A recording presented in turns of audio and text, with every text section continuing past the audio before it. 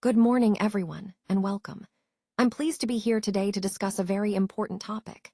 Today's presentation is titled Dr. S.K. Singh, PhD, with a focus on CMA, CPP, CQA for semi-solid dosage forms. Over the next few minutes, we'll explore key concepts related to these certifications and their relevance in the development and quality assurance of semi-solid pharmaceutical products. So, let's get started and dive into the exciting world of pharmaceutical sciences. Let's take a closer look at some key concepts that are fundamental to ensuring product quality in semi-solid dosage forms.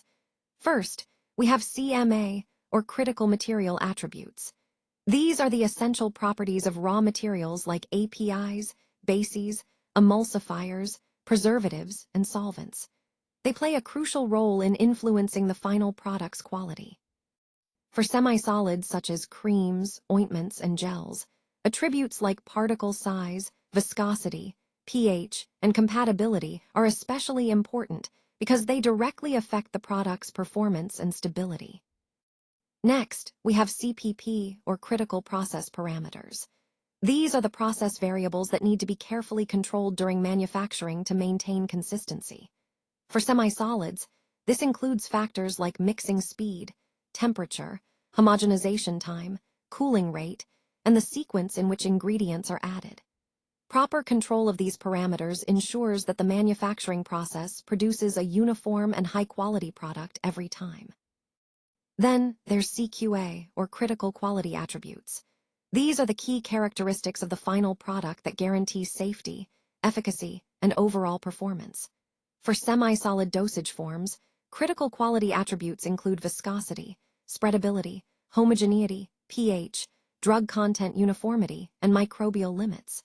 These attributes are what ultimately determine whether the product meets the required standards and performs as intended.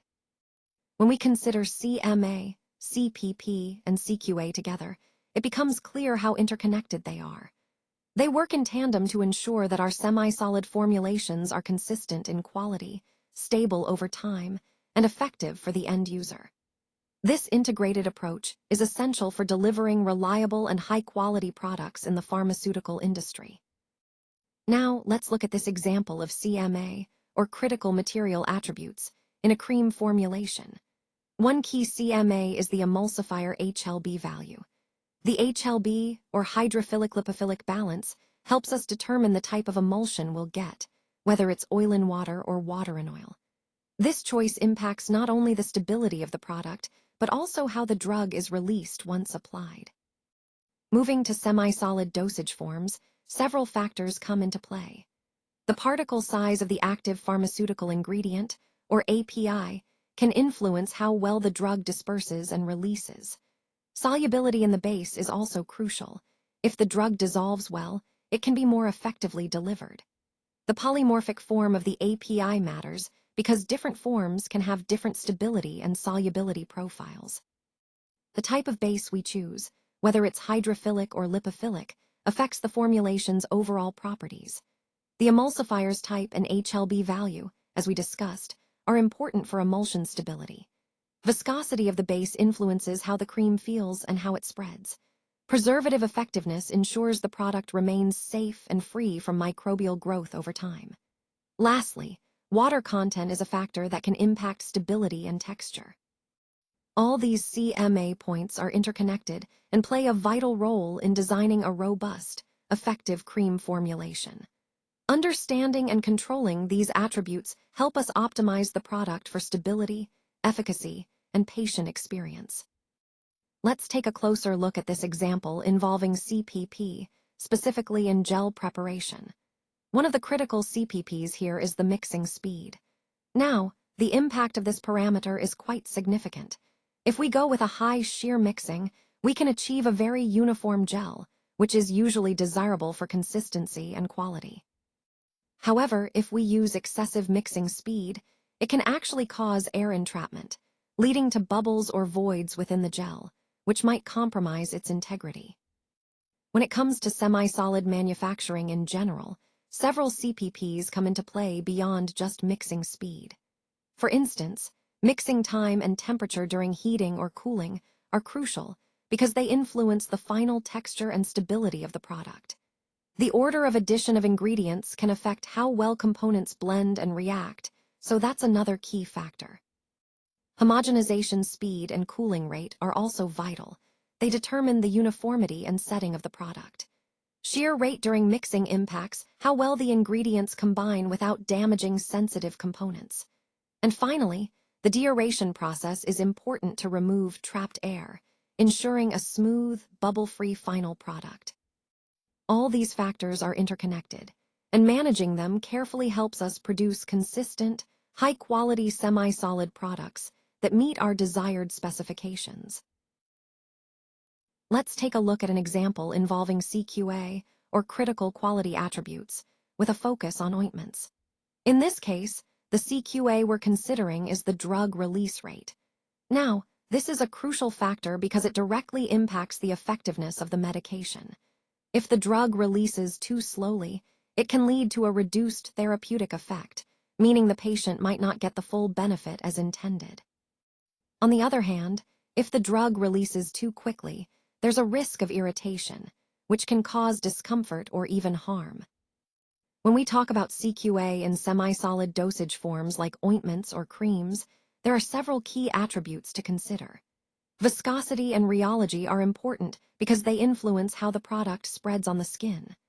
Spreadability itself is a critical attribute because it affects patient compliance. If the ointment doesn't spread nicely, patients might find it difficult or unpleasant to use. Drug content uniformity ensures that each dose contains the correct amount of active ingredient, which is vital for consistent efficacy and safety.